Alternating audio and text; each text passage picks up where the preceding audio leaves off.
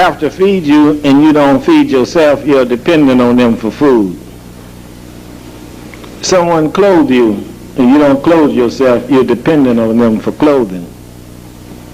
Someone house you or build your health, education, welfare, other institutions. You are dependent on them for your survival.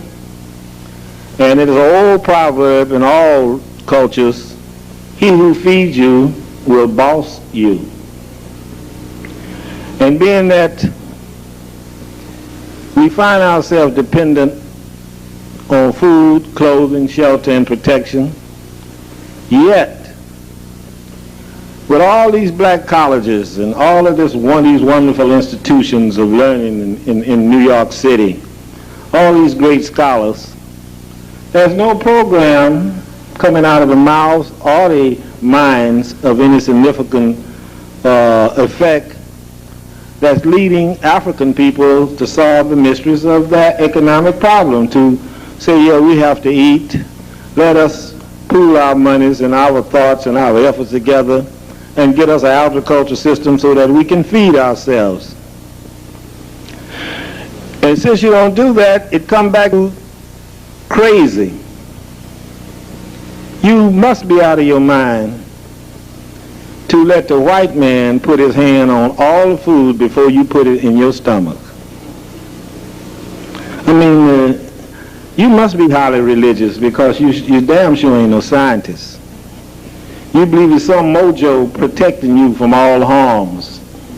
And that's where you at, why you're at the bottom of everything too. That you believe, look, to a known homicidal maniac. People who has a record of poisoning races out. But you say, well, let the white man keep the food a little longer, and let us pray to this God and that God, and let us don't do nothing concretely about removing ourselves of this dependency and of this potential horror. And it is happening because the nutritional value that they send to the black communities is of the lowest in the world. They take care better of the pigs and the cows than they do the black communities. They send better food to them than they do us up here. But can we complain, being human beings and supposed to possess all of the potential intelligence and capabilities of other people, that we would sit idly by and let another man feed us? Naturally, when he feeds us, he tells us, well, if you want this food, there's some buck dancing and angel mama and I want you to do to get it. Some flunky roles I want you to play. I want you to belittle yourself in front of your wife and your children and your other kid and kin, or I'm not going to feed you. And being that it has been a weapon of the enemy to cripple our minds at birth,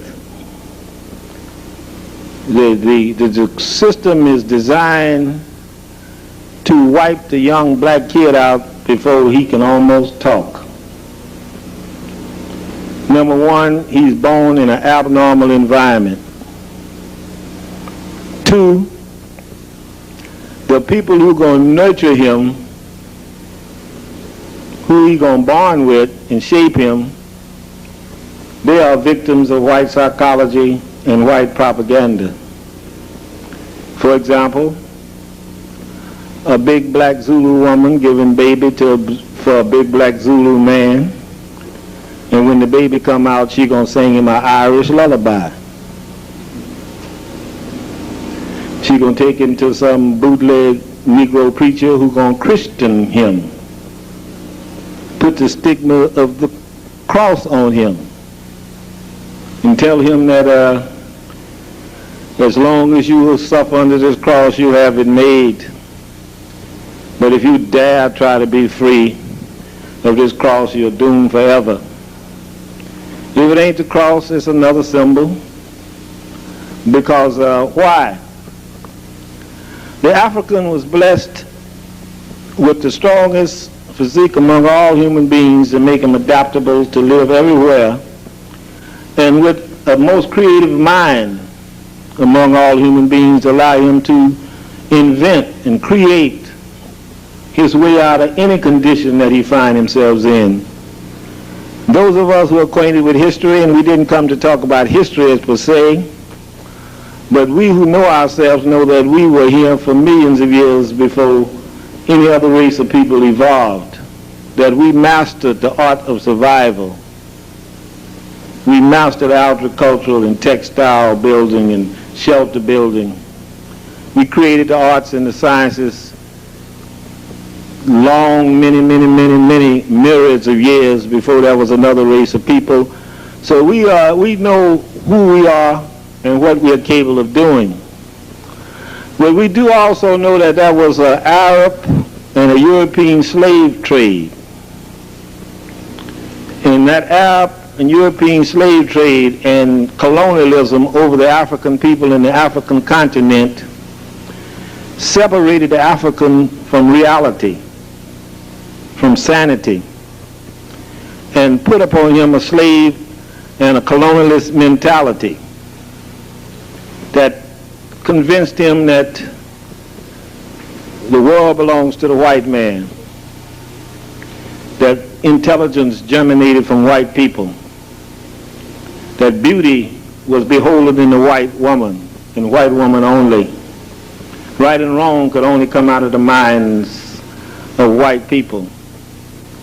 Now that was installed through terror, through education, through mixed breeding, and a conglomerate of horrible and evil schemes that were perpetuated on us by our white brethren.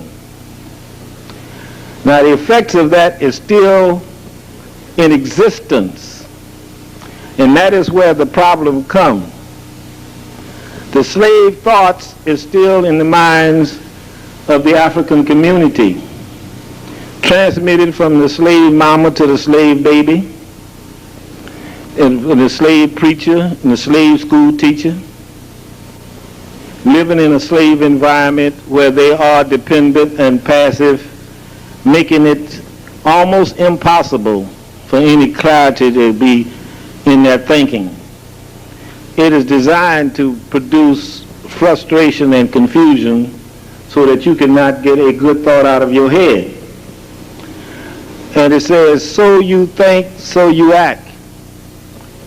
If you act wrong, if you think wrong, you're going to act wrong. If you think you're a Negro, then you're not going to be an African. If you think you're a Caribbean or West Indian, you're not going to be an African. If you think you are a British or Dutch or German or some other alien subject, you're not going to be an African. You're going to be some kind of mental hybrid. Your body and your physiognomy is African, but your mentality and your mental concept is non-African, a freak of nature by any standard of measure. And so consequently, by being led into that type of state by the people who are benefiting by having us in this state, because what happened? Without putting the chains on you, he could put you in a community in Harlem and keep you so passive that they can walk up here and take out 95% of your money and have you laughing and ready to hurt anybody if you tell you that, hey, that's wrong. You're supposed to control the commerce business life of your community like all those other racial and ethnic groups who make up the majority of their population control theirs. But every day in Harlem, non-African people come out here and take up 95% of the money every day.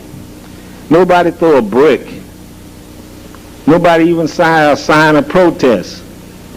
Happy to be robbed by the white massa. The continent of Africa, the richest piece of real estate in the world, your native, natural, normal, moral, legal home. Everybody says that is yours except you and the white man. The white man tell you that because he is stealing the goodies that make him have a high standard of living, and got you confused and frustrated that here you are the legal heirs of all that wealth and you are the poorest people in the world. Got you chasing all kind of phantoms.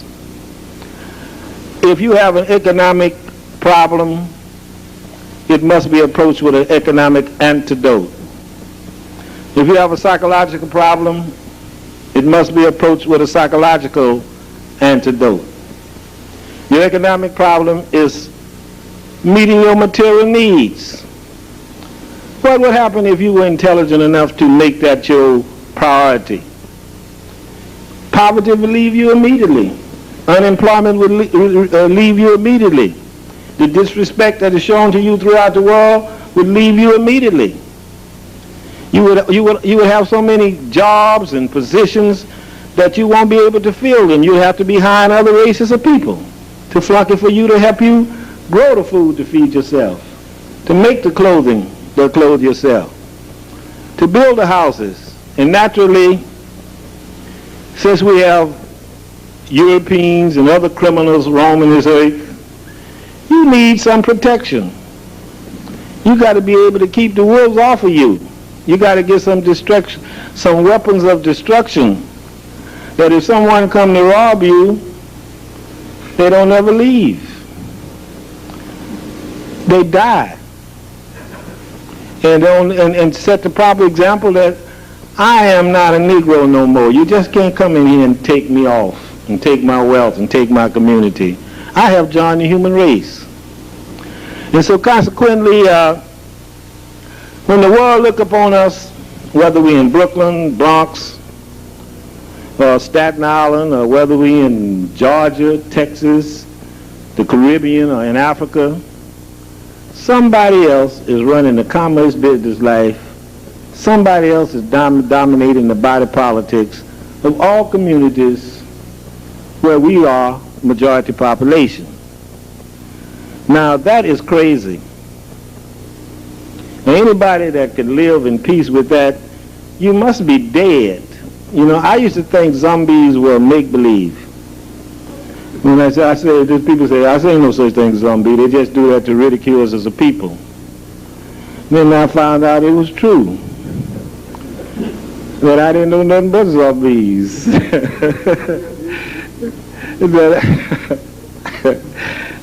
And it remind me, I went to Dr. Jeffrey's class, and Dr. Jeffrey was breaking down the problems confronting the African people. And as he got through telling about how the psychological damage had been done to the African and the methods of the enemy in keeping it that way, one young man jumped up and said, and if I believe what you said, I would believe that all of us is out of our mind. Dr. Jeffrey said, I've been trying to tell you that ever since I opened my mouth this day.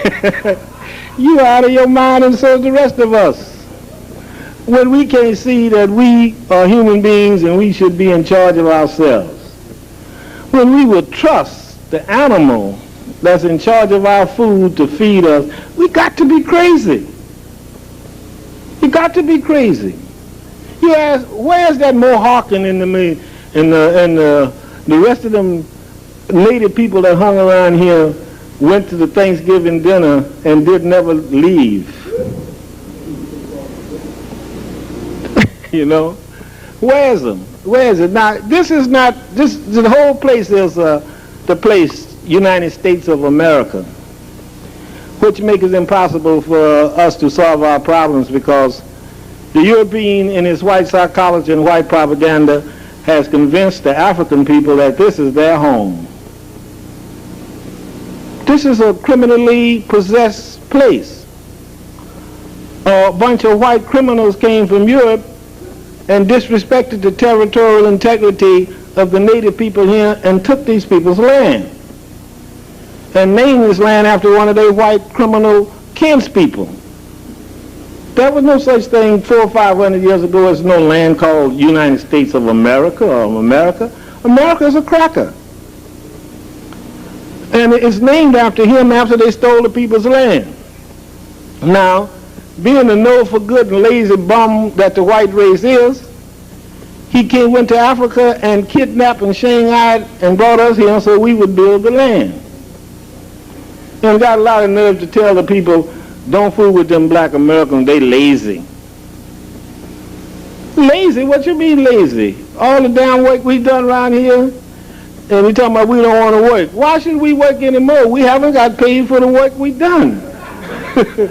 We want to work some more for, you know? Let him empty his own slop buckets and do his own buck dancing and doing it. He's the one lazy. Oh, I like to hire him. I like for him to give me 400 years of back labor. Let's call it even. We can start it off now. You know, I might make it retroactive for a couple of weeks for him. You know, and we'll see who's lazy. He don't want to work for me. He ain't lazy, but I don't want to work for him. I'm lazy. And I didn't give him 400 years and he'd get paid for it as it is. Not only as I would be lazy, I'd be crazy. Really be crazy to keep on being a servitude and a flunky of this diabolical criminal. And that's what's wrong with us. We are trying to claim some legitimacy in a criminal setup that's not ours. It wasn't stole for us. It wasn't originally ours. It's not ours now. Oh, we do have some powerful flunky roles in it, but this is not our land. And the sad part about it is, you would attach yourself to this and turn your back on what is yours when yours is 10,000 times more beneficial than this. And I know that hurt you. I'm trying to get you to leave the master's house and go back to your wealth and your self-respect and your dignity. The African continent is where the African is going to solve his problem. The future of the African in a dignified, respectable way will germinate from the African continent. About you staying here, I don't believe he want to kill you. Why should he want to kill you? You the sweetest thing ever happened to the white race. You love the white race better than the white race love itself. There's a lot of things that the white race won't do to preserve itself that Bowles will jump up and say, boss, I'll do it for you and show you how to keep white people over us forever. You want me to kill my mama and a couple of my relatives to prove it to you? They're dead. And that's not no joke. That's a reality. The psychological conquest of the African, it's a temporary thing if we make it temporary. It's only permanent because we volunteer to let the European continue to control our minds, to let anybody control our minds. As I started off, we are the original people. We made it millions of years before we met anybody, which is proof evidence we know how to make it. All of the empires, all of the languages and the arts and sciences, the religions, they are creations out of our mentality. We have nothing to be ashamed of, not even the slave era, to prove that we could go through that. As a matter of fact, everybody all over the world look upon us as marvels. They say those black people in America they're some wonderful people. They must be magicians, because if they can stay side by side with that white homicidal maniac and live, they got to know something. And then again, not only we stand side by side, particularly in these ghettos, it ain't the best living in the world, but Whitey got a bill on his hand. You know, he got to keep the checks coming, keep the food stamps coming, keep the Medicaid coming, the methadone and the methodex, you know. He got that bill on his hand. And if it ain't there, it's going to be big trouble the next day. You know, you will see a revolution. But why? What is that? When he got the gold and the diamonds and the coffee and the cocoa and the uranium and the inexhaustible wealth that should be yours. You should be the owners, the controllers and managers of it. You should be the one that is hiring him, having him flunky to get a little of your natural wealth. But if you're crazy, you won't know what's yours, and that's what America is designed to drive the African crazy, to make sure that he do not understand that the world of Africa and the black communities is for him to own, control, to dominate. We came here tonight, as I said, analyzing this economic and psychological status of the Africans, and I'm quite sure our main speaker is going to give you another excellent dose of information that will enlighten you and inspire you to understand the world around you. However, we do have a couple other speakers. We were scheduled to hear a message from our sisters. We have one of them here, and she's supposed to get with a couple others and bring us a special message. And our other speaker, he just came in, and we want him to get his breath and come and give us a few moments. And the sisters come up and give us a few moments so that we can turn the chair over to our main speaker, who, by the way, we of the African Nationalist Construction Movement, as you see, we come here and document what we're doing. We do that with a scientific purpose. We are producing byproducts from these programs that those who are not here will not miss the program and not miss the message. And at the same time, Professor Amos Wilson and the rest of us, we maintain places of business. We maintain programs. We have machinery and tools, and those things cost money. And we are getting together to help each other promote our messages on a commercial and educational basis, where we will be helping solving the mystery of our economic problems by being able to pay our rent and to meet our utilities bill and still have time to produce books and to carry out progressive programs throughout the community for the benefit of our African people. So at this time, I'm going to call upon our brother Dr. Bashiri Uzima, who is the treasurer of the African Nationalist Construction Movement and chairman of the Universal African Relief. At this particular time, the Universal, to the main speaker of the night, I was reading a book here, Carlos Cook's and Black Nationalism, and here's a statement he made. So the problem as it projects itself on people of African descent in the Americas is an economic and psychological one, and should be treated as such.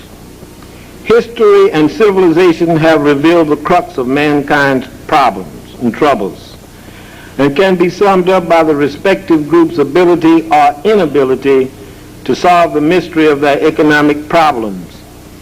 History has shown that once a people focus their attention on their economic plight and organize it, all else normally takes care of itself. With the establishment of a sovereign economy by the group brings self-reliance, racial clannishness, mass cooperation, and a common cause psychosis, which invariably leads to the erection of racial standards and the formulation of a distinct and exclusive sense of values. This evolves into an original racial cultural pattern and reaches its climax in a deafening mass clamor for nationhood. And closing on that point, it is in nationhood, which is the highest, most intelligent, the safest form of organization that man has evolved in today. A nation is the one that looks out for all of its citizens. No wonderful example is in Libya today. Now, they claim that 2 Libyans blew up a plane in Scotland. And America and England said that they have evidence that those 2 citizens did that. And they said, give them to me, or I'm going to boycott you, I'll bomb you. Now, with nationhood, you are compelled to spend the last dime in the treasure and the last bullet in your arsenal to protect all your citizens. And Gaddafi is showing you exactly what you're supposed to do in protecting those two fellas who he could easily give up and go on and make him some more money. But the dignity of nationhood require him to stand behind his citizens with the full strength of the nation. And so with that in point, it gives me great pride to bring the one man that I have found that addresses the program more in line with what we do than anybody else in this city. And it's always been that way, that Brother Professor Amos Wilson and myself, one of our things in criticizing the others is they don't talk economics. They want to talk everything else but that. So it's a great pleasure to be with him tonight, Professor Amos Wilson. Okay. Thank you. Thank you, Ken. Thank you very much. It's always a pleasure to share this time with you and to be invited to be with you. And I'd like to thank you for coming out in spite of all the dire predictions of the weather and so forth. And just in sort of keeping the faith, I'd like to also thank those of you who have supported African World Info Systems in buying our publications. Our book, Falsification, is doing quite well along with the other books, and we appreciate that very much. We want to let you know, of course, that the sales from our books are not personally used by myself, and when I say us, I'm talking about Brother Sababu Plata, who's my main partner there, myself, of course, and Sister Dorothy Lewis, and others who support us at African World Info Systems. The chief purpose is to distribute information and to provide the necessary information and analysis to advance our interest as a people. We're going to talk a little bit about economics this evening. Of course, we don't have as much time as we would need. This would take quite a bit of time.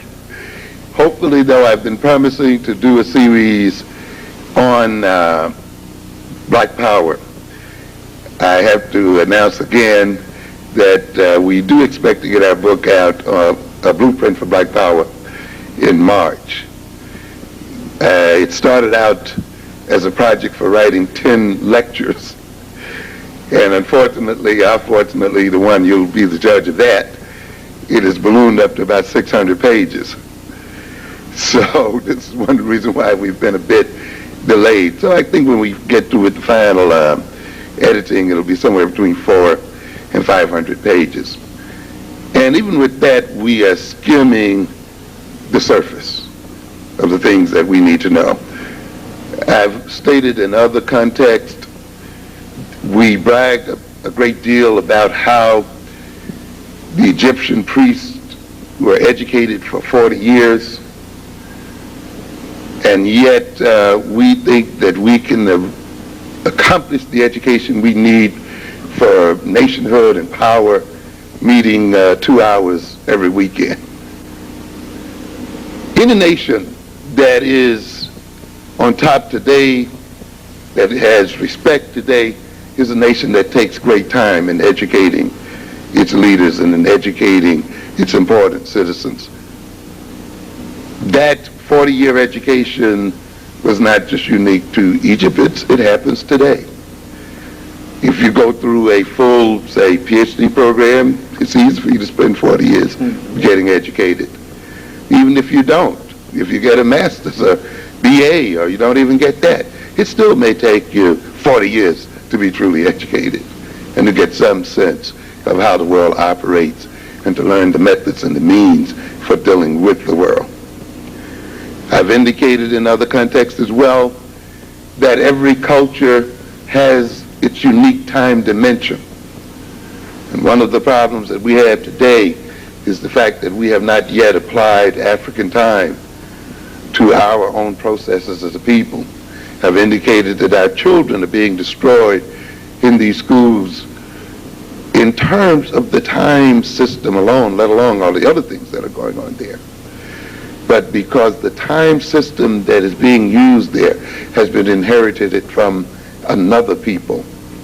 We say that they go into the schools with different motivations from the standard population. We say that they may come from various home backgrounds and economic backgrounds with various psychological orientations toward the world and so forth and so on, with a different mission to achieve in life and this and that. And then in the name of equal education, we want them to get over all of this to learn exactly what the others learn within the same period of time given to the others. And when they do not learn what we think they should, or we've been told that they should learn, we're ready then to talk about them in terms of learning deficiencies and in need of special education and all of the other kinds of things we hear out here every day. Instead of reconstructing the time system in terms of who they are and what they have to accomplish as a people. To the topic at hand, I would agree with Dr. Uzima that in a sense, in terms of the topic of this evening session, we are all for those titles. You've heard me say, of course, that in order for us to be in the condition we are in as people, we have to be out of our minds. It is a political and economic necessity. It is mandatory. And I'm not being rhetorical when I make that statement.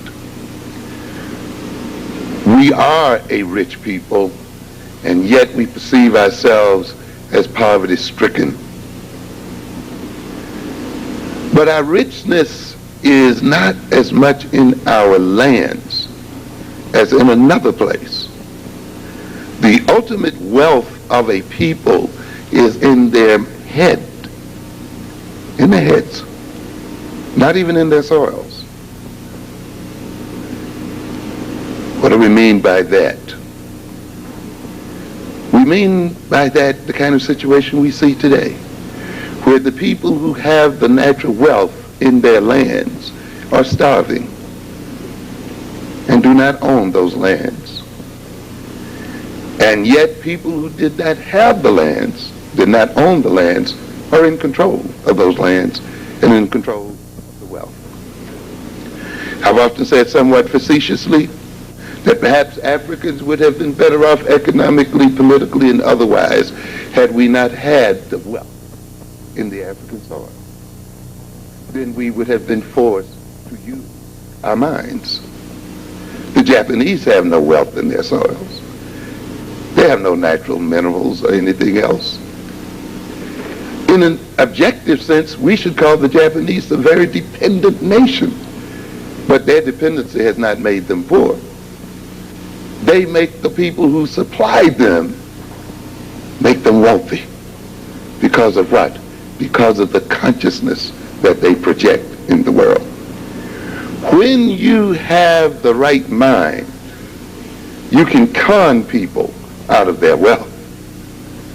You don't have to have any land if you're smart enough to talk other people out of theirs or take other people's lands. In other words, then, the ultimate determiner of wealth and power in the world is the mind of the human being. And that is why, then, we are poverty-stricken not because we have not been blessed with wealth, but because we have been robbed of our greatest wealth, which is our mentality and our consciousness as a people. We would have to be out of our minds to be in the condition that we are in today, and to be dealing with almost a total reversal of reality that we deal with today, where those who own least, who are given least by nature, are in control of the most, and those who are given most have the least. This can only occur when the minds of those who have least have been twisted and turned backwards, and their consciousness falsified.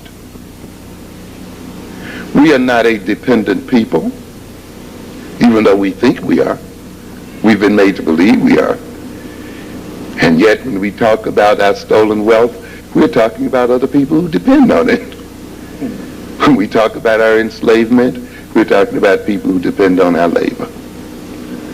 When we talk about the $300 billion or more that we earn, we talk about people who have enriched themselves in terms of how we spend that money.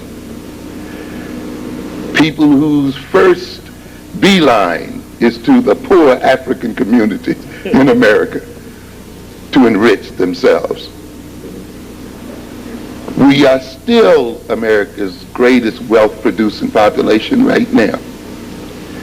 The issue is not so much what we earn, for if we earn 300 billion, then we must produce trillions, because in a capitalist system, you only get a fraction in terms of earning of what you produce.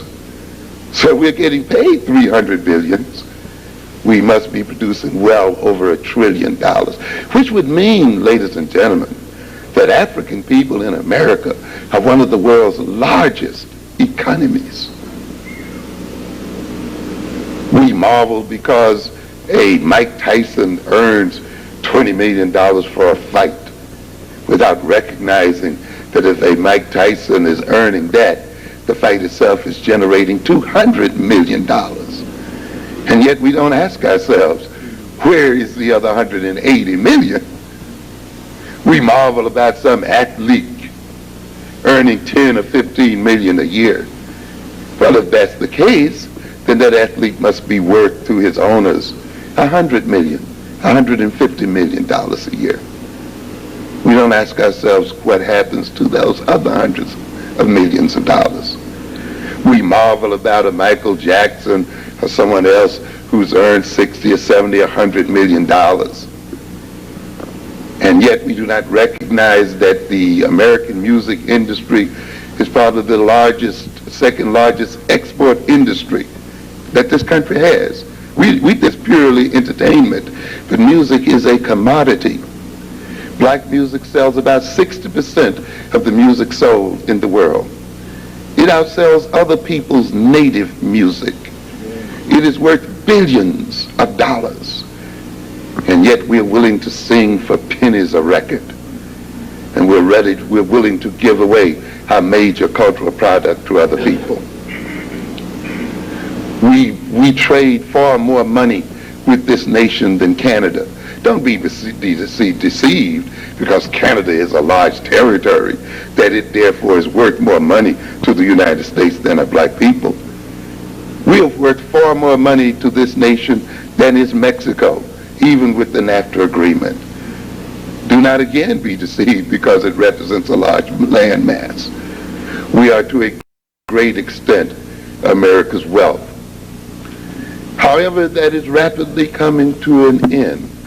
And if we do not transform ourselves within the next 5 to 10 years, we will go into almost irreversible decline and perhaps genocidal demise. We do not have much time, ladies and gentlemen. The nature of the world is changing so rapidly and dynamically. We can no longer debate year in and year out about which way we are going. We must now not only think locally, but we have to think globally. Because the very nature of our local circumstances are being transformed by international circumstances.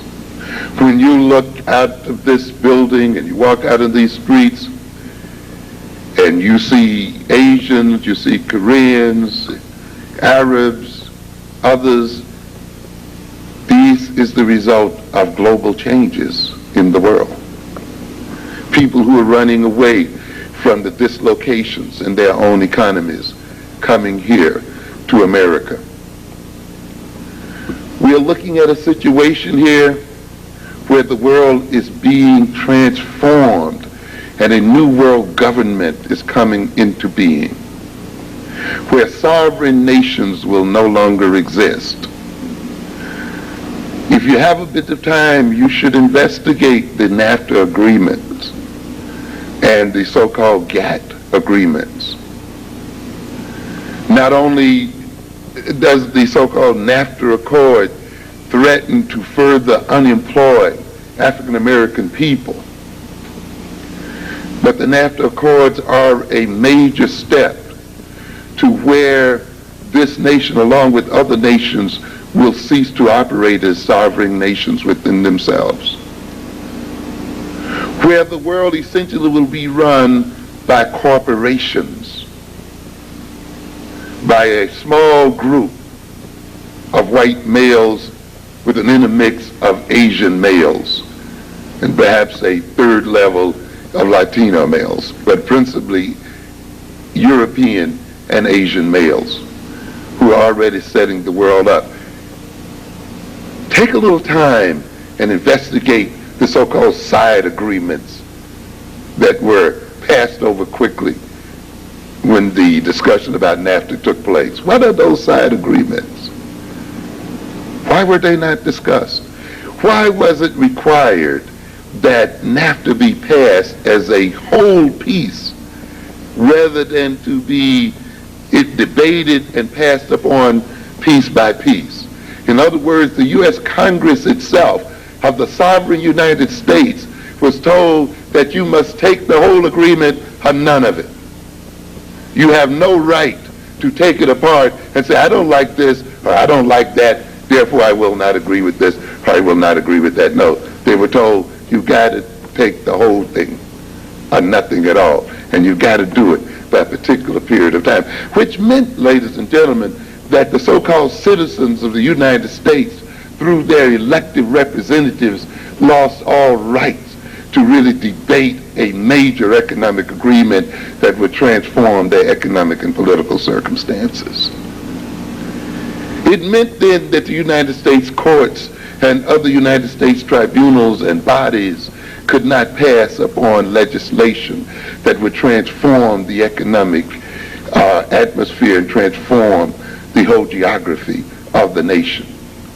Those people whose jobs would be destroyed, those people whose jobs would be exported, would have nothing to say through their representatives about an agreement that was doing this to them. Some of the side agreements indicate that the rules about trade and differences concerning trade would not be arbitrated in the courts of the United States, would not be arbitrated in the Supreme Court, and would not be arbitrated in the legislatures of the United States, would be arbitrated by an international tribunal in secret session. And the ruling of these tribunals would supersede the ruling of the nations themselves. So consequently then, the so-called governmental agencies that you think you're voting for and that you think are representing your interests will not be able to rule in your favor in terms of the ruling and the arbitrations of these tribunals. So what do we have going on here? A structuring of the world by corporate elites. Because in whose interest is the GATT agreement operating? Who will be doing the trading? You, me, or the corporations? So whose agreements and who is agreeing? We are dealing with Mexico, which is run by about 17 families. An oligarchy, not a democracy. An oligarchy that was embarrassed here last week by that area that is soon going to be taken over by a small group of people. That area whose lands will be ripped out from under the natives so that they may enter into a trade with the elites in America. If you had a chance, did you check out the GATT agreements? Another interesting thing there too. And really check out the struggle that went on between France and the United States that people thought were trivial. Where the United States was literally telling France, look, Our movies sell well in France. Our movies sell better than the French movies do. Why not give up your industry? Forget about French culture. Buy American culture. We deliver it to you for a cheaper price. Why not give your consumers what they want? And the French said no. But they're telling the French, you have no right to subsidize your cultural industries or to subsidize your actors and actresses and so forth. The only right you have to do is to swing your doors open and let your nation be flooded by American products. But even more ominous was the struggle between the French and the Americans over farming. The French who are subsidizing their farmers, maintaining their farmers. The United States tell them, you have no right to subsidize your farmers. You must create an open and free market. And if the farm products of the United States are much cheaper than the farm products produced by French farmers, then too bad. If it means ultimately that France would have no farmers, so what? It's better for the world. You should buy U.S. food. What kind of nation, even if it has to pay more for its food, would decide to give up a very basic industry like farming and place its very livelihood and place its provisioning in terms of food in the hands of the international market? Only a Negro nation would do that. And the French told them, we're not going to do it. The same struggle went on with the Japanese. The United States saying what? Throw your farmers out of business. We have cheaper rights. And the Japanese saying, but we value our farmers and we value their being employed. What difference does it make? We're talking about a free trade system here. And if people are thrown out of business, so be it. And so these are the things that are occurring behind so-called GATT agreements, behind the agreements and other agreements. And it is time, African ladies and gentlemen, that you begin to study these issues simply because they are talks between white men and so forth and Asian men, and simply because the terms may not be readily familiar does not mean that they have nothing to do with you. They have everything to do with you. You must recognize that with these so-called agreements, Africa and African people are being isolated out of the world markets. For instance, in this GATT agreement, the people who run the textile industries in South Carolina and in North Carolina, the industries where some of your relatives, I'm sure, may be employed, an industry that employs a large number of African Americans. These people who ran those industries had to struggle with the American negotiators to protect those textile mills for another 10 years. But after 10 years, the agreement is that the textiles from China and other parts of the world will be permitted a free-flowing market in America, and therefore the American textile industry will probably disappear to be around no longer. And that means the African and other people who are employed in those industries will be unemployed. In fact, many of the industries that will be wiped out by so-called free trade are the very industries where the bulk of African Americans are employed today and at this moment. So these are not abstract talks between white men and Asian men and other men. These are talks that have direct effects on our lives as a people. And we should know what they are.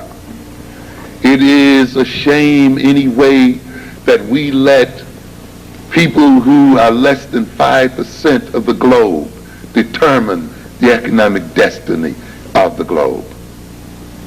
That a bunch of men who call themselves men, black men who call themselves men, but who are at heart total cowards, will let another bunch of white boys determine their economic destiny. have meetings among themselves and determine how we shall live. What group of real men have their highest aspirations as that involving being employed by the men of another ethnic group? It is an amazing situation that black men have seen themselves as the permanent second bananas of white men who are getting angry. You hear a book out here now talked about the anger of the successful Negroes. You know, you should be angry. You should be angry with yourself. You are angry because the whites are not letting you in. What a shame. Why aren't you creating your own industries? But let's look again at the NAFTA. Where were the Afro-Caribbean nations in that agreement? Where were the African nations during that agreement? Let's look at the GATT agreements. Where does Africa fit in those agreements? What you have going on here, ladies and gentlemen, is almost a total isolation of African people across the whole diaspora. You have a NAFTA agreement, which is essentially a club between Mexico, the United States, and Canada. And the members of this club are giving each other special privileges. Privileges that will be denied other people who are not members of the club. They will get special discounts, access to special markets, special protections, special financing, and other kinds of things because they're a member of the NAFTA club. And yet we see no African nations and no people who are part of that. You talk about trading with Africa, you talk about trading with the Caribbean nations.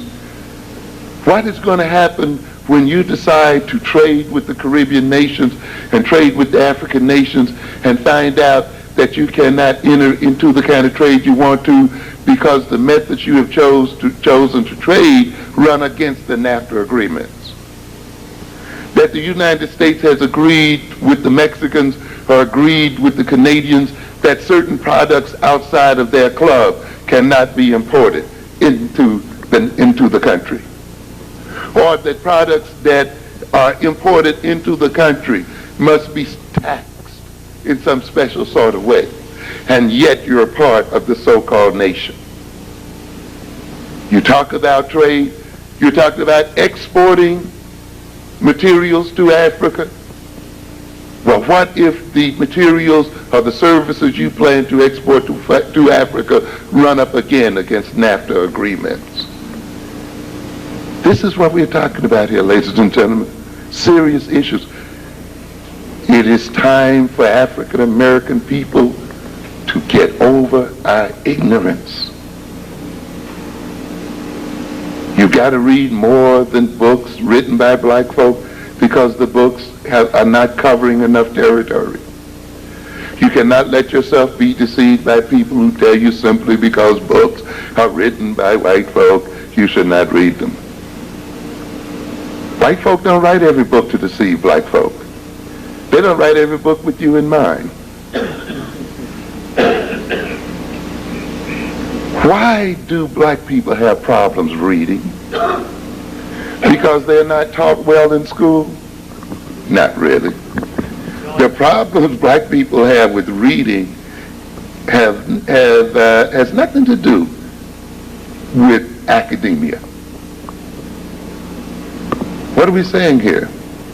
The problem that we have with reading as a people is a political problem that expresses itself in school as an academic problem.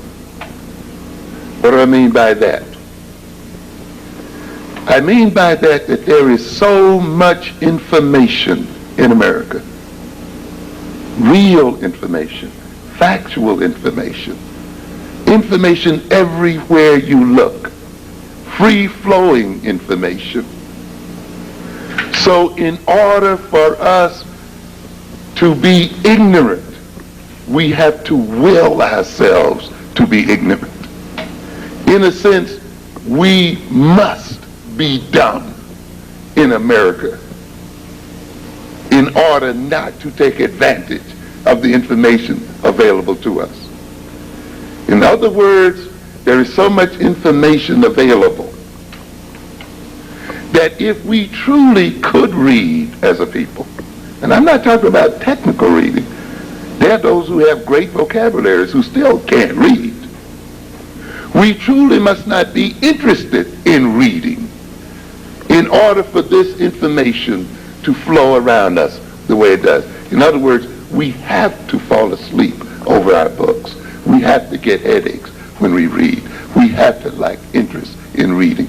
We have to, if we are men, see reading as a feminine activity, as something that we are not supposed to do, as something that's exclusively the right of white boys. In other words, these kinds of attitudes must be psychologically and politically induced in the black mind so that whites can enjoy freedom of speech and lay out every means, line by line and chapter by chapter, of how they rule African people and maintain us in subordination. This is what it's about, and it's here, and it's available for us. And yet we are not availing ourselves to the information. We are entering into an age now where the wars are not the wars so much which involve military might, but what we call econo-wars. Wars of economy, where nations will be defeated and destroyed as effectively by their economic positions and struggles as they used to be defeated in terms of military struggles. Ronald Reagan and the white conservatives made up their minds years ago that they would destroy Russia, not in terms of dropping bombs on Russia, but that they would spin Russia into the ground.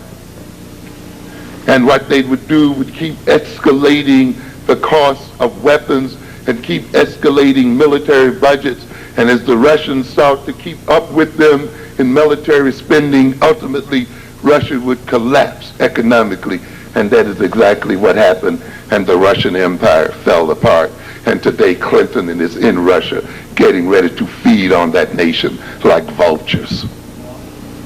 And the Eastern Europeans who were a part of the so-called Warsaw Pact now want to join NATO.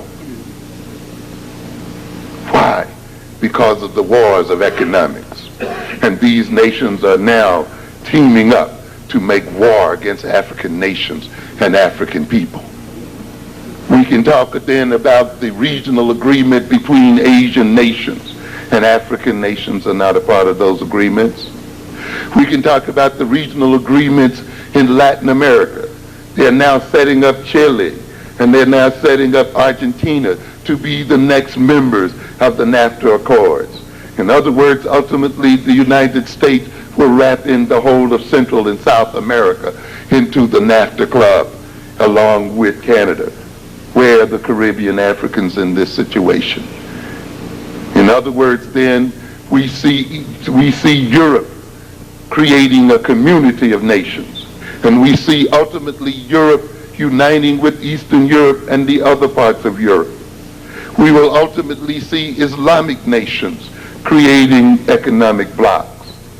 And where then are the African blocks, and where is the Pan-African economic system? We got Negroes over here singing "We Shall Overcome" and talking about they're a part of some multicultural society and talking about diversity in the workplace.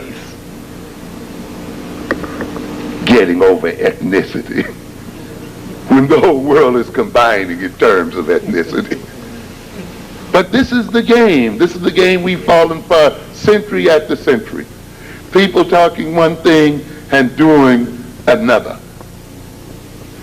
And now we see that the African Americans are being isolated in this very nation. We are now more segregated in this nation than we were in the 1920s. You read here recently that the level of segregation of black children, and I'm not saying this is a bad thing, is now in schools is now back at its 1960s levels. We have reached the point where the black male is essentially economically obsolete and useless. And this is at the bottom of this war that's getting ready to develop on the black male. I warned you on black violence that this whole issue about crime in the black community was but a setup, a rationalization for the genocidal attack against the black community. I warned you on black violence that if you really looked at the statistics, the greatest criminals in America are American white men. That this nation is a criminal nation. It is a supreme mafia. You heard me say that earlier. You heard me say that this nation has been at the center of wars that have destroyed within the 20th century some 167 million people. And yet they have convinced you that the threat to the world is the black male and the black drug dealer, as if the threat to the world is in the hands of black men. You could have 10,000 black men on these streets every night, mugging 100 people apiece, and you would never begin to equal the number of people killed and destroyed by white males. But yet they're convincing you that a black male is a criminal. And what am I saying then? In order for us to be in the condition we're in, we have to literally return backwards. The victims of criminality have to be made to appear to be the criminals, and the criminals made to appear to be victims. When you talk about drug addiction, you're made to think that this is a major problem in the black community, and it is, but it's much more a major problem in the white community. Definitely. But why are we made to believe that we are the bulk of the drug addicts? Why are we made to believe that we generate the bulk of violent crime? In every criminal category, you will see that white males outrank black males. Just as in every welfare category, you will see white folk far exceeding black folk in numbers. In every area where people talk about entitlements, you will find that it is the white middle class and the white upper class that gets the largest bulk of government money. But yet when you hear the term entitlement programs, you automatically think of black folk. And yet when you hear the terms of welfare, you automatically think of black folk. And yet when you hear the term of violence and criminality, you automatically think what? Black folk. Yet whites are not unfamiliar with the actual. They have them. It means then, ladies and gentlemen, when a people ignores a set of facts, when they insist in the face of the facts, in believing in opposition to the facts, then the issue is not about truth. We have some people in our community who believe that if they keep telling white folk the truth, they're going to transform the American situation. We're going to talk truth to power. You're going to talk truth to power, all right, and get crushed for talking it. Why didn't the people tell the emperor he had no clothes? Because they recognized that telling him the truth placed them in danger. Only a naive child would talk truth and get away with it. So the issue is not about truth and telling white folk the truth of African history, the truth of our contributions to America, the truth of our great ancient past. For these people are not going to give up their privileges and wealth and power merely because they learned that you are Egyptians, or because you've contributed to American wealth, or these other things. It's too addictive for that. They will say, so what? Good for you. We are still holding on to what we got. And if you get in the way of what we got, we will crush you Egyptian past or not. So the idea then that you're going to have a truth crusade that will rescue you from the subordination to white power is an illusion, and one you should rapidly get over. We're dealing here then, as I mentioned, with the uselessness of the African male and the fact that this system no longer has a place for the African male except for prison. And this, of course, is demonstrated by the fact that this white legislature is willing to pass a bill that spends $22 billion to build 10 additional federal prisons and to contribute to the building of prisons in states. It is willing to add 47 to 52 new laws that require the death penalty. It adds on to its many statutes a requirement that states treat 13-year-old black males and 13-year-olds as adults, and that they lay on them mandatory sentences so that they can spend lifetimes in prisons. They have lowered the treatment, the age of treatment, so that in a sense they can literally pick up young men out on the street in their, not hardly even into their teens, and lock them in the jails for the rest of their lives. So the issue here then is not an issue of whether black boys need to be trained into jobs and so forth. The issue is that the American economy is being transformed in such a way that there are few, if any, jobs for black men. It means, ladies and gentlemen, that the African American community must become a creator of jobs for its own people. Sidney Wilhelm said in the book, a seminal book which you cannot find, but an excellent book, Who Needs the Negro, written back in 1967, a classic book. The Negro becomes a victim of neglect as he becomes useless to an emerging economy of automation. With the onset of automation, the Negro moves out of his historical state of oppression into one of uselessness. We don't have time to talk about that phrase, you see. But America will become less overtly racist to the point where we become less useful to it. In other words, we're not going to block you from having freedom to do things, but the deal is you won't have money to do it. And so, you know, we're going to create fair everything, except the situation is you won't be in a position to take advantage of it. So the issue then won't be so much our oppression and overt racist oppression, but our absolute uselessness in an automated society, in a global economic system.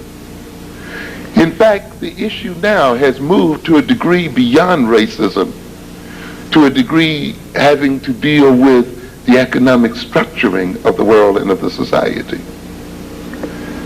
He goes on to say, increasingly, he is not so much economically exploited as he is irrelevant.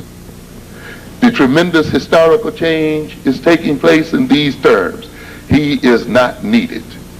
He is not so much oppressed as unwanted. Not so much unwanted as unnecessary. Not so much abused as ignored. The dominant whites no longer need to exploit the black minority. As automation proceeds, it will be easier for the former to disregard the latter. In short, white America, by a more perfect application of mechanization and a vigorous reliance upon automation, disposes of the Negro. Consequently, the Negro transforms from an exploited labor force into an outcast. The Negro's anguish does not rise only out of brutalities of past oppression. The anxiety stems more than ever before out of being discarded as a waste product of technological production. And this is the world that we are facing. And therefore, being caught up in terms of racism is an obsolete fact. It is time now to deal with the economic and social realities of the world.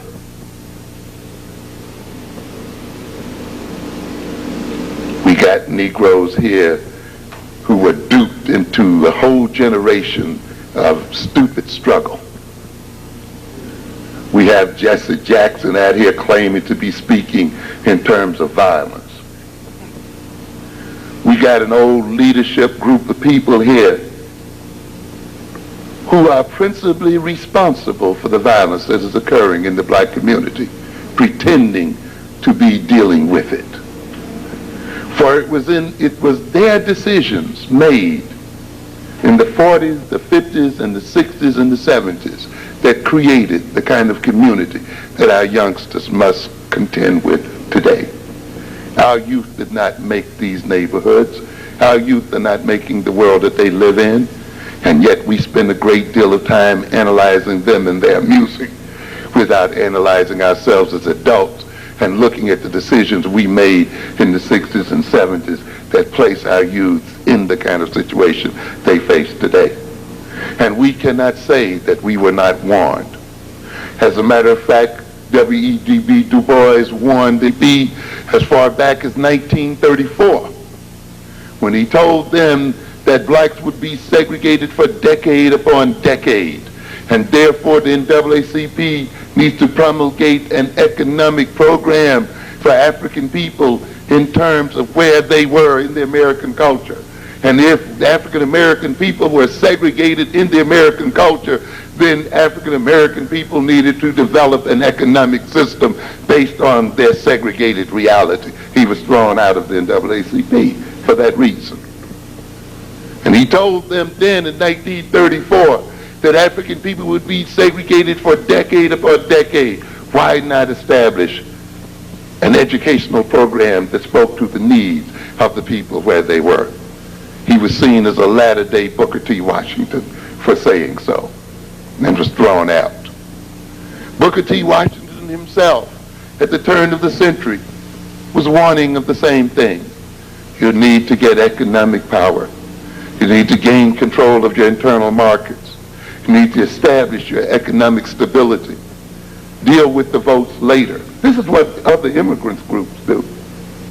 No, the NAACP struggled, called him an Uncle Tom, derided this man, and now what do we have? We have the right to vote while we are homeless. We have the right to vote while we are jobless. We have the right to vote while our children are miseducated. This right that we were told would bring us a cornucopia of blessings and freedoms. We have the right to ride the front of the bus and we're the only one riding on it. Yes. We have a right to sit at the lunch counter with white folk and we ain't got no money to buy a sandwich. We got abstract rights, but nothing real. And this is the situation we face.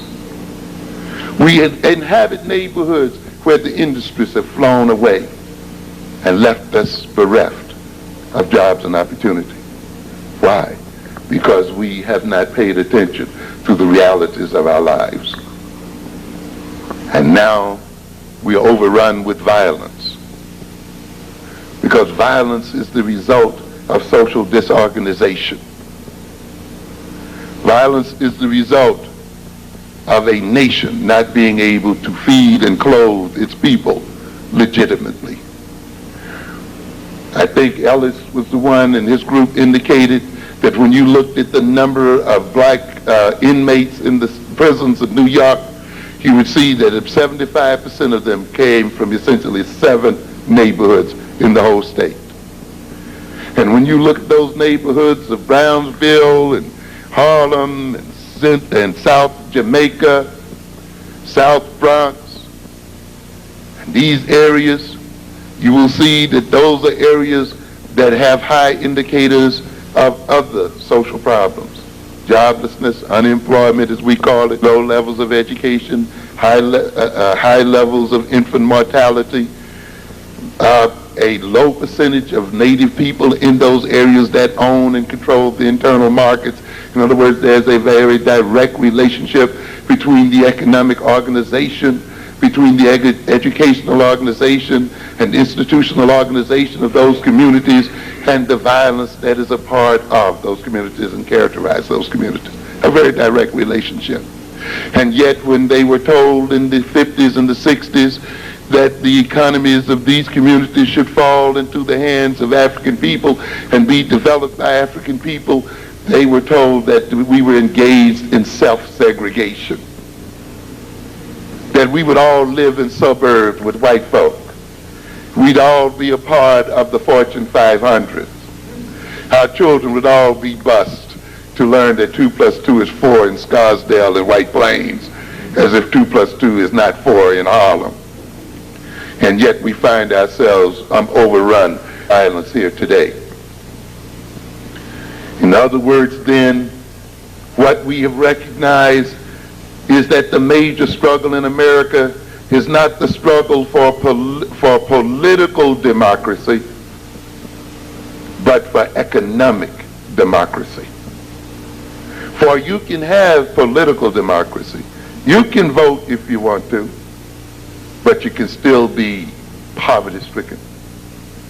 You can vote if you want to, but you will still have no power. As Robert Allen in his book, when he talks about, the Black Awakening in Capitalist America, he makes this statement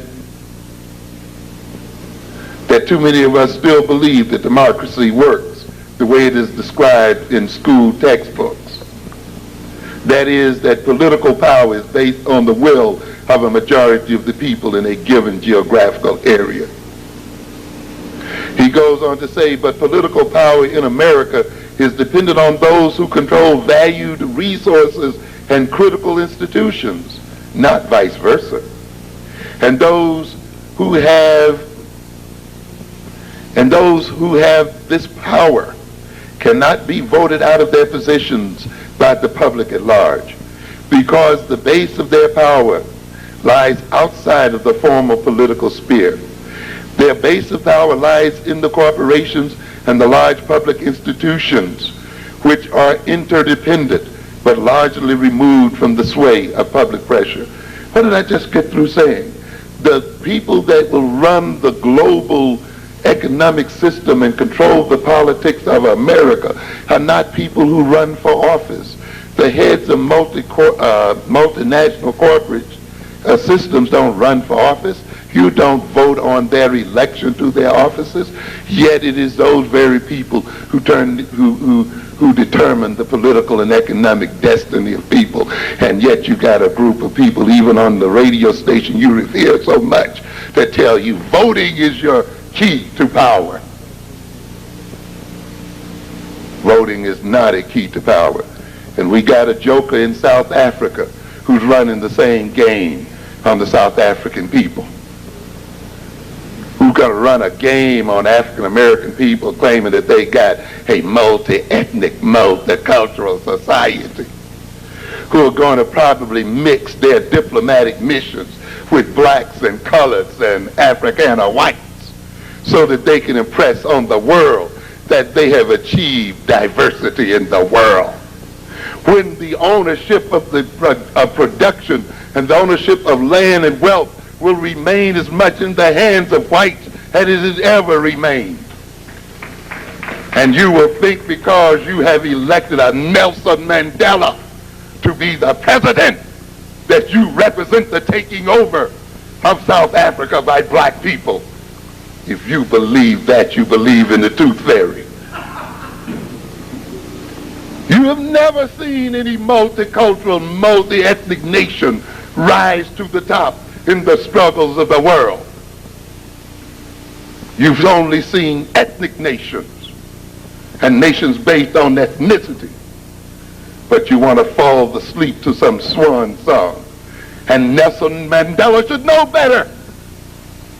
He has the whole history of Africa before him, when other African jokers told their people that if they controlled the legislatures of their nations, and if they elected the heads of their government, that meant that they were free and in control of their nations.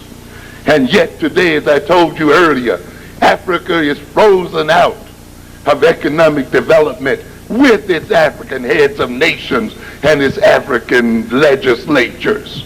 Why? Because they did not see the first things first.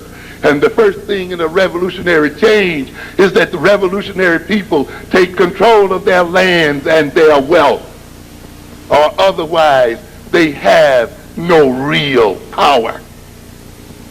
And power in America is not the power of the vote, but the power of the ownership of resources and the ownership of labor and control of labor. For when you own these things, you can buy the votes and you can buy the elected officials voted into office by the people. You want a true example? If you read a few months ago, you would have seen your great Major Owens and your great Jenkins from New Jersey and some other black politicians of the Black Caucus being wined and dined in South Korea, having to meet the presidents of South Korea, meeting the president of the largest corporations over there, attending seminars on race harmony. What's going on here, ladies and gentlemen? These people whose trips were sponsored by a Korean pastor who pastors a black congregation in Nyack, New York. Sponsored by the Koreans in America. What do you think is going on? You think because you voted for these people, they are going to see about your interests when another people is whining and dining them and toasting them and contributing to their campaigns and so forth? If you do, you're out of your mind. But this is the way politics is played, not by voting. You're deceived by a bourgeois class that is wedded to the Democratic Party, that has got the few crumbs that it has from being attached to the Democratic Party. That's why it cannot create an independent black party. You got the owners of your radio stations and other stations preaching to you about voting day in and day out. Why? Because they gained their privileges because they were voted into office by black people and used their being voted into office to parlay into the ownership of a bit of property. And therefore they want black people in America to believe that electing them to office represents the path of freedom for the masses of the people. And consequently then, they educate you about voting, but do not educate you about the reality of power in America. They make you think then that their power represents the power of the people. These lessons are too clear. But people who don't read, people who do not know the power of the word, will have all of this information right in front of them and perish. And we'll end it here soon. Yes, we're going to talk a little bit then about what's going on. In other words, the key struggle in America is the struggle for economic democracy. That means African people must come to own large and substantial portions of America. Not just moms and pop stores in Harlem, but we must, if these corporations are going to so-called rule the world, then we must be an intricate part and an integral part of these corporations. We either must be a part of their ownership or we must destroy them, one way or the other. When and how these corporations decide to move the world in terms of their interest, then African people must be a part of that decision-making process. And that means then the ownership of production in America, the ownership of production in Africa, the ownership of production in other parts of the world must belong to a good extent with African people. So we're talking about a broad and grand economic program here, because it is only through this kind of program that we can salvage our very lives as a people.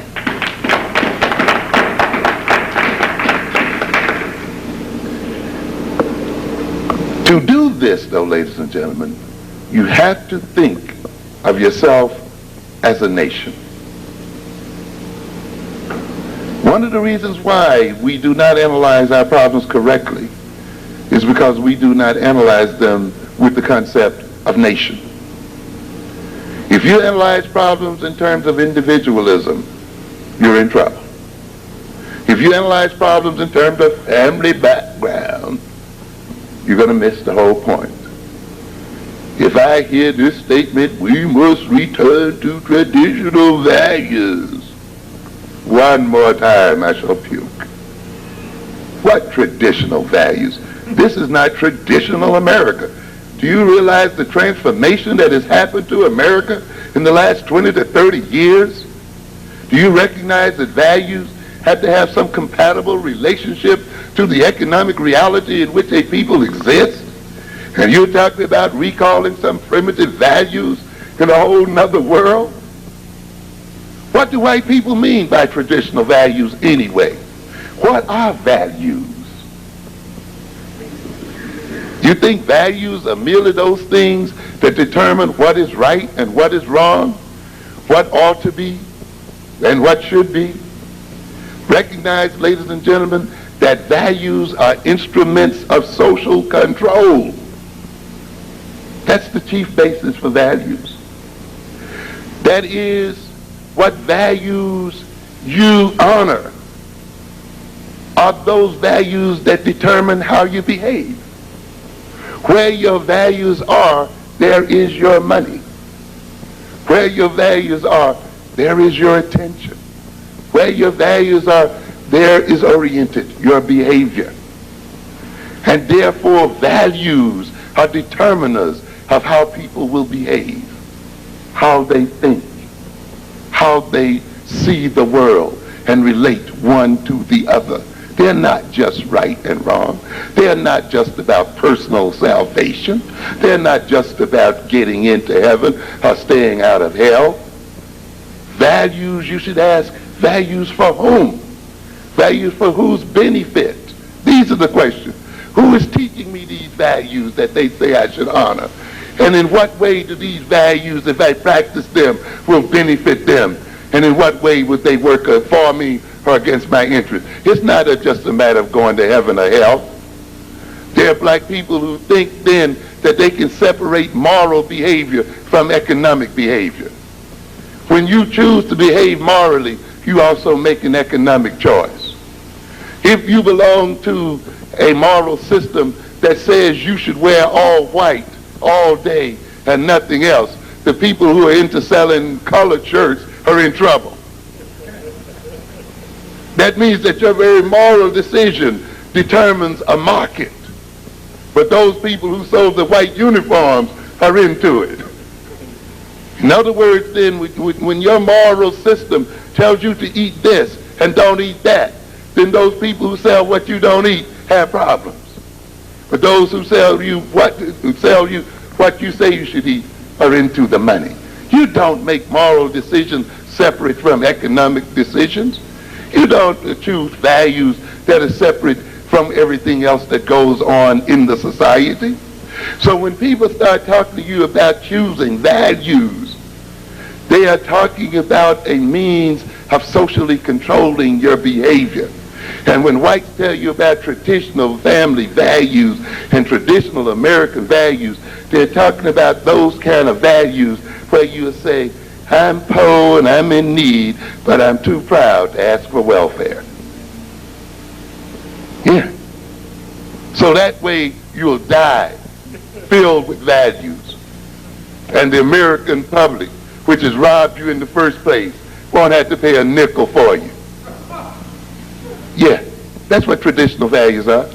Traditional values tell you that you can let another people starve you and cut off your lifeline, take total control of your economic system, but you're such a law-abiding citizen. You won't take control of your own wealth and you'll starve to death because you're a good Negro. The major reason why America is in the trouble it is today is because of good, law-abiding, church-going Negroes. Yes. Who do not realize that there's no such thing as a sacred law, but a game that's run on the people who make the law as a means of manipulating and robbing from other people. That's what it's about. So when you become law-abiding, you agree to the rules of the game. And if the rules of the game mean that those who are in control legitimize their thievery, you will go along with their theft of your very life and property because you want to claim how law-abiding you are. And someone has told you to render unto Caesar what is Caesar's when Caesar stole it from you in the first place. And someone told you not to see color and not to choose, and that to choose to take care of your own children and to spend money so that your own children can benefit first is reverse racism. So that you feel guilty when you spend with a black person, and you feel inflated and morally pure when you give your money to other people. And you feel that you're doing God's will. And yet it goes against the very morality that you should know, that those who receive charity should be those who are in need of it most. And if you looked hard at your own situation, you would recognize that black children and black people are in need of your wealth more than any other people. But somebody's got you thinking that to give your wealth to people who are already rich, to not pay any attention to how you spend your money, is an example of Christian charity and morality. And therefore, following this moral structure, you have created neighborhoods overrun with the kind of problems that we talk about here today. Negroes who talk about that they're individuals and that they're doing their own things. Isn't that interesting? We talk about individualism, right? That means that we're supposed to be uniquely different. If we're so uniquely different, why do we buy millions and millions of 3-liter bottles of Pepsi-Cola? Why do we buy millions of pairs of Timberland shoes? Well, all these individuals who are supposed to have such different tastes and choice. Why do we buy millions and millions of the same types of clothes, the same type of food, the same type of entertainment, the same type of music? What are we talking about? Who are these individuals who have such separate choices that they end up buying over and over again the same product, millions upon millions upon millions of the same product, saying they're doing their own thing, and I'm an individual expressing my own taste? You must be joking. You're no individuals. There's no such thing as individualism. It's a joke that the white man runs on you. You say these other people are individuals? Well, tell me this.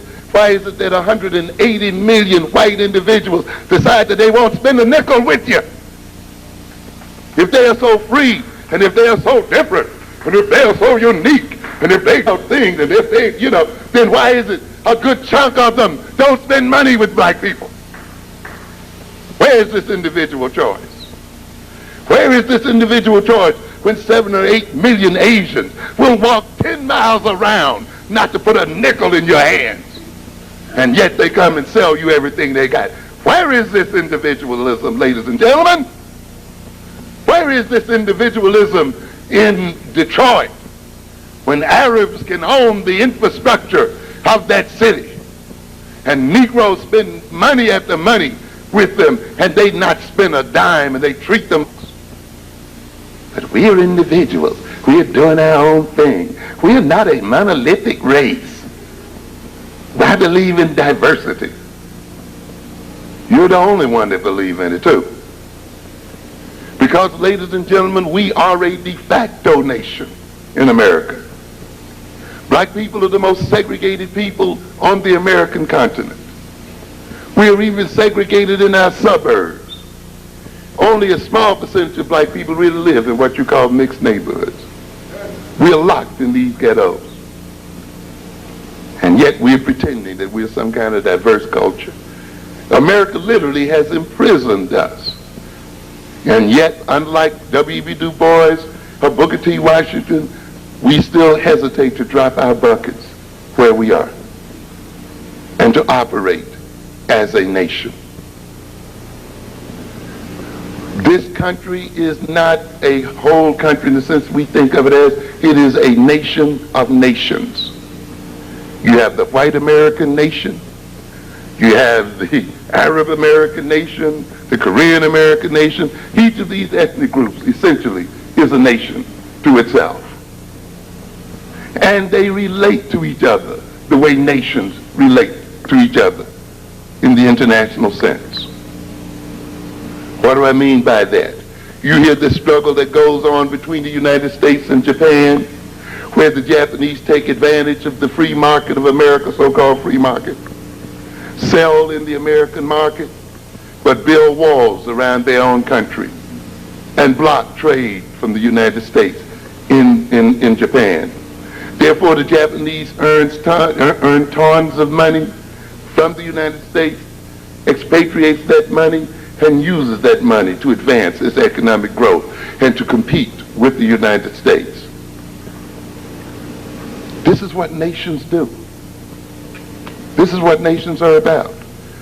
Clinton went to Seattle a few weeks ago to lick the Chinese ass. For what reason? Because the Chinese and the Southeast Asians are literally locking them out of their markets. And they're trying to find ways to break into the markets. We have a region here that within maybe 15 to 20 years will be the primary region in the world and have the largest market in the world, whose purchasing power will surpass that of Japan within the next 10 years, and whose economic dominance will be larger than that of the United States and Europe. And this is what the white boys are dealing with over there. And these people do not even need white money to advance their interests. Little Taiwan sits there with $215 million of investable money. Hong Kong sits there with $235 billion of investable money. You can go to Indonesia with 46 billion. You can look at Thailand with something like 30 billion. You're looking at a region with some 800 billions of dollars that it can invest in its economic growth and development. You can look at the Chinese economy, which today is the third largest economy, and is predicted by the Wall Street Journal will, by 2015, if this country does not derail it or steal from it, will be the largest economy in the world, growing at 12% today. This is what you're dealing with here. These are nations.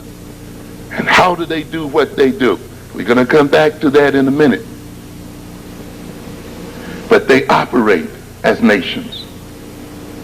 That means that they try to take as much advantage of other people's market philosophies and the structure of other people's markets while doing what?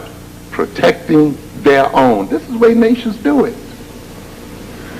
When you then look at the Koreans or others in this country, you will see that they practice exactly the same political economy as does Japan. Which means what? That they take advantage of the free and open market of the African American nation, sell in that nation, create wealth in that nation's markets, export that wealth to their own, and block any access to their own markets by African Americans. And use then that exported wealth to continue to invest in the African American community, but ultimately to invest in the large American economy and to invest into the national and international economy and to fund the growth and development of their own native nations. This means then that African Americans have a political and economic ideology. You see, if we looked at ourselves as a nation, we would see that we have, as a nation, a political and economic strategy and an ideology. And we've had it over historical time. We believe in open markets, free markets, right? Yeah, we believe in that mythology, because this is what we were taught in Economics 101. The greatest lies told in America are the lies around economics. Yes. We believe in being fair, so we're going to be an example to other people. What does that mean then? That we're going to open our markets and not prohibit them to enter our markets based on race or any other thing. See, that's reverse racism. We believe that people should be free to invest anywhere they feel like investing without regard to race, color, or creed. This is what they teach Negroes, despite the fact that this is not how the world operates in reality. This is the ideology of black folk. And this ideology then permits other nations and people to invade the African American markets and take advantage of those markets. But they don't have that belief in regard to their own. They believe that they should be in control of their markets. They believe that they should not leave it open for everyone else to come in. Therefore, what happens? They gain access to the African American market, and they retain access to their own market.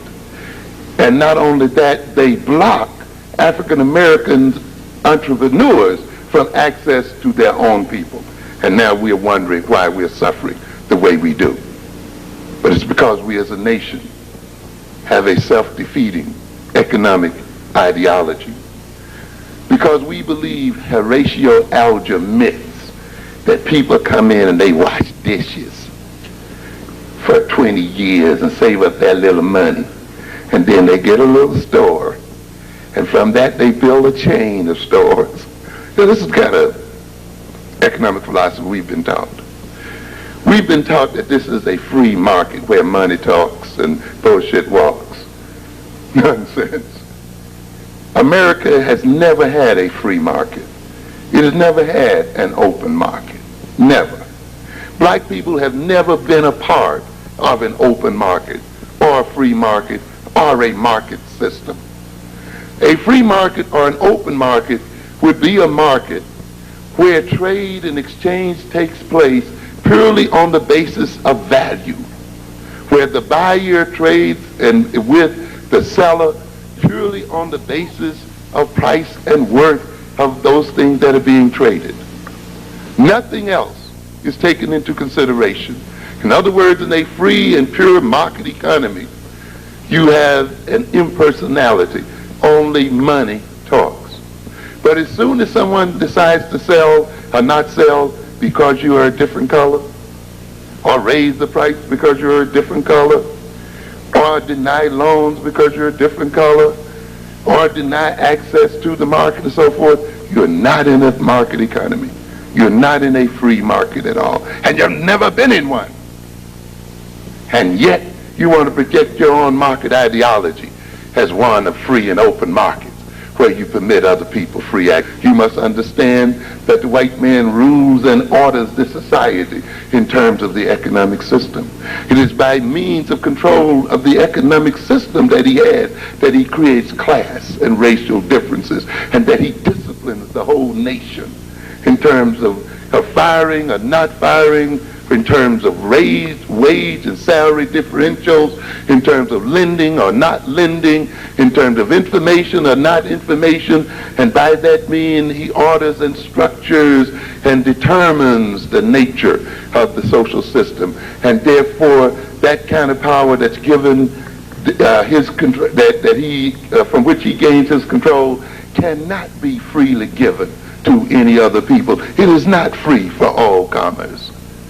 It means then that those who wield power in America and who will wield power in America must wrest control of this economic system from this person, the same way they wrest economic control from the Native Americans when they came here.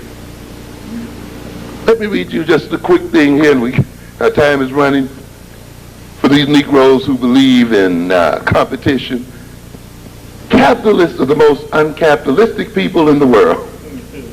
They do not believe in competition. They believe in destroying competition. They believe in creating what? Monopolies. They believe in gaining complete control. It's never been about free competition. It's been about power and control. Now let's look at what has been practiced here quickly in terms, and this comes from Theodore Cross's Black Power Imperative. I can't read them all here, but he lays out an interesting chart. He says for 300 years, the American colonies, the states and the federal government allotted untold billions of dollars of public wealth exclusively to members of the white race. And then they preached to Negroes that you're not supposed to ask for anything from the government. But ladies and gentlemen, the wealth that whites have today is the result of the government handing to them free land and free labor, by the way. Not competition, not people washing dishes and saving pennies and, buying this and that, but by people who use the government itself as a means of enriching themselves. In 1675, the Massachusetts Bay Colony cedes plantation rights in 6 square mile tracts to worthy individuals. The population of that colony included black slaves as well as free blacks. Neither were treated as worthy individuals eligible for land grant. The government was what? Giving away land. Maryland and Virginia in 1683 established 50-acre land grants to settlers who paid their own way across the Atlantic. Blacks were given a free ride in slave ships and thus were not eligible for grants. 1785, the Federal Ordinance of 1785 authorizes the sale of 640-acre tracts to settlers for $1 per acre. As slaves, blacks were legally prohibited from owning property. Where's your free market system, ladies and gentlemen? Where's your open market system that you have been taught to believe in? Why are you letting other people walk into your neighborhoods? Because you believe in some antiquated and never real economic ideology. Because you're not taught the real history of America and not gained the real knowledge of America. Because you see, studying economic history and economics is a dull situation. You'd rather goose your neck in subway trains listening to music that hypnotizes you and drives you out of your mind. In 1850, the beginning of the massive federal land grant program for private railroad companies, outright awards of 130 million acres frequently include property for 20 miles on either side of road beds. Those lands later found to contain billions of dollars of petroleum and mineral reserves. Black businessmen never considered qualified to acquire, finance, or operate railroad franchises. This old General Grant that you think was a part of your liberation was president during the giveaway of millions and millions and millions of American acres to a handful of white men in terms of building the rails, giving away to one railroad as much as 158 million acres. And the government financing the development of the railroads, the government buying the bonds of the railroad and the whole bit, and turning the wealth over to these white men, and they dare to talk to you about a free market and a free economy. Other railroads were given millions and millions of dollars. Learn the reality. To be truly Afrocentric, you must not only know your African history, but you must know American history, and you must know economic history the world over. It is not enough for you just to know about Africa, the history of Africa. You'll be deceived. You must know the reality of the situation. 1862, the Homestead Act grants settlers 160-acre tracts of federal land without charge. And they tell you the little few nickels you get from the federal government means that you're something decrepit. They're going to make your workforce so you can work for nothing in pennies and create a third workforce to underemploy and unemploy other people in the name of workfare. Over 250 acres of public land transferred almost exclusively to whites in the most important grant program in American history. Negro claimants blocked by lynch mobs, intimidation, and refusal of local authorities to protect their claims. But as you said, Brother Harris, we're willing to protect these other people. They got a right to be here. 1889, in the celebrated Oklahoma land rush, 150,000 white settlers scrambled to claim the choicest land. Savage lynchings, Ku Klux Klan terrorism, and Jim Crow legislation kept Negroes out. Later, the heirs and successors of white settlers were to discover billions of dollars of petroleum reserves on these lands. So, you know, they're rich because they're smart, right? They're rich because they stayed up nights burning the midnight oil. They're rich because they were living their dream. Yeah, you believe that. We can go on. I mean, there's so much here. But what's going on here? They're telling you about individualism. In every one of these acts, you will see what? Collectives of people. Not individuals. Collectives. Rings. Syndicates. Cartels. Groups. Not individuals. Groups of men. You will see the whole legislature passing laws in their favor. Men. Women could even vote. Blacks could even vote. The legislatures of states and even the United States legislature itself was literally owned by the railroads, Jay Gould, Jim Fisk, you name them all, Rockefellers. That thief and dog literally owned almost every bit of oil in this country. Why? Because he broke the midnight oil? No, because he made all kinds of crooked deals. He priced his competitors right out of the market. He came in control of the refineries and manipulated prices. He used actual gangs and armies to destroy his competitors and to destroy people and to destroy labor.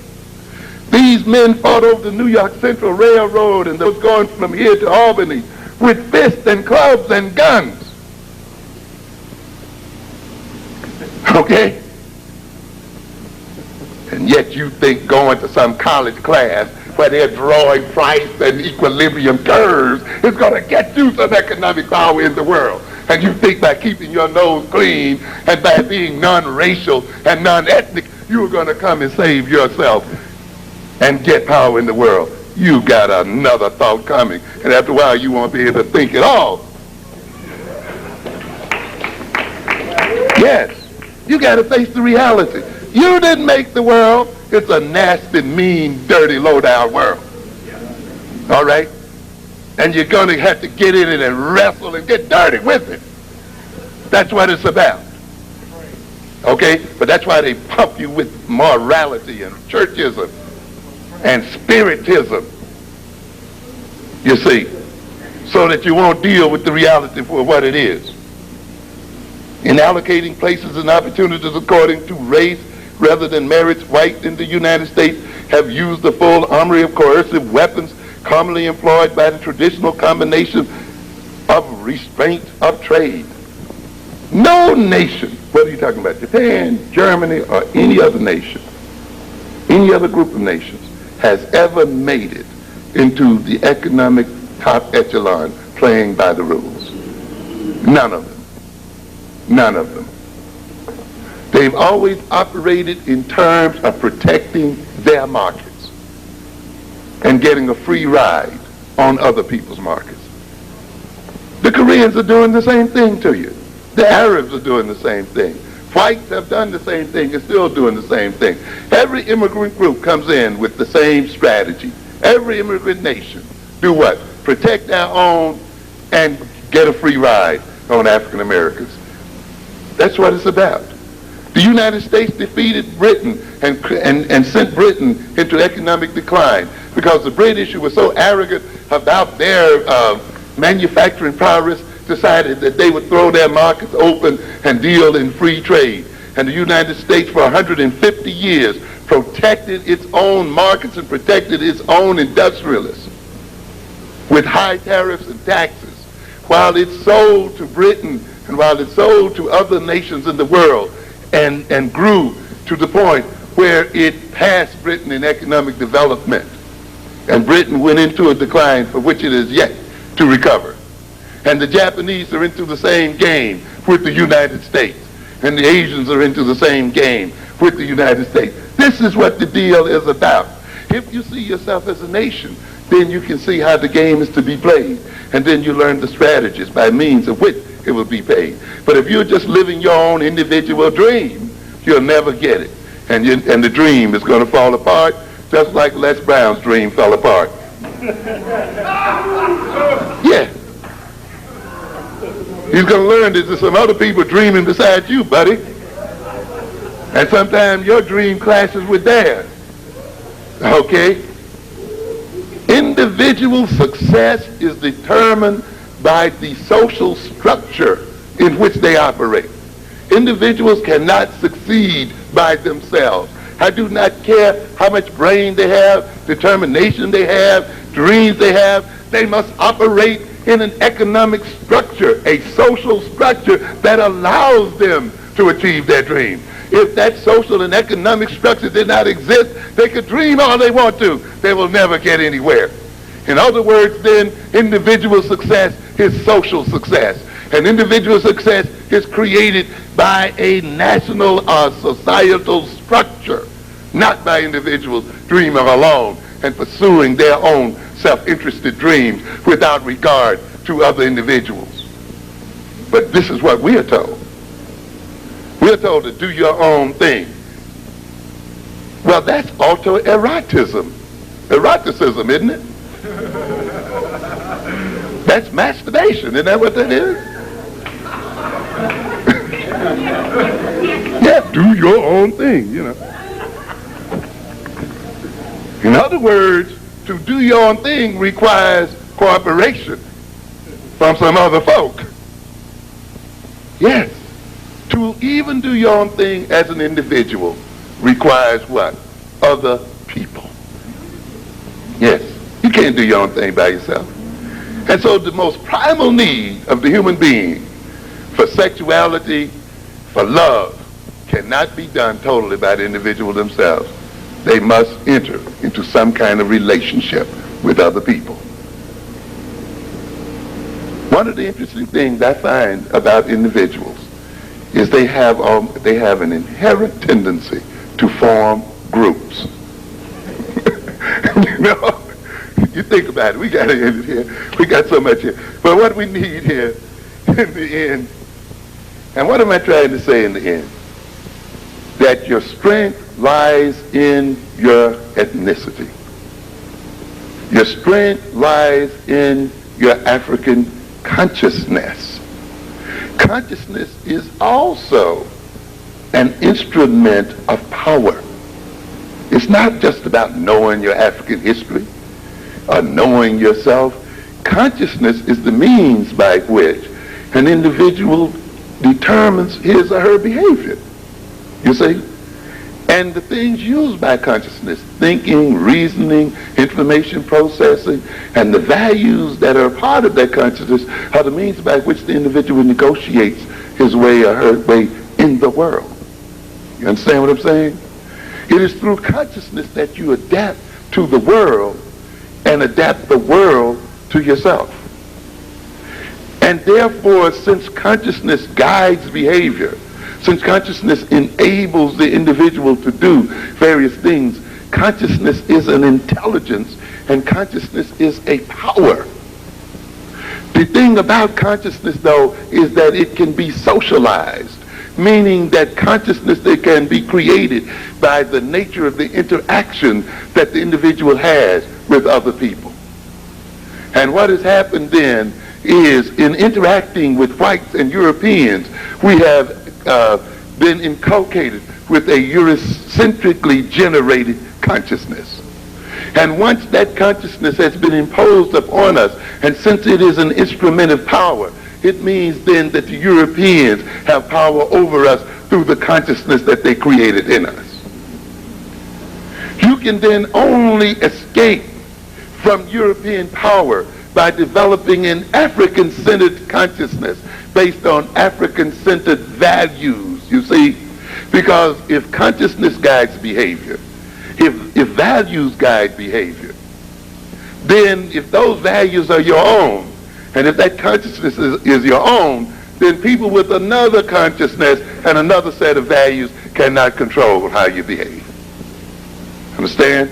That is why African-centered consciousness frightens them to death, because they recognize that their whole social order is built upon the consciousness that they have inculcated into African people, and is built upon the values which direct that consciousness. And that means then, if African people begin to follow the lead of African values and follow the lead of an African consciousness, the social order that is built upon their having a Eurocentric consciousness will collapse and fall apart. You must understand what this means. We got to do it here. I got to let you go. Maybe we'll finish this on another day. Thank you for your attention. Hold it, we don't want you to go anywhere right now. Here you go, Mr. Bank, please. Thank you. Professor,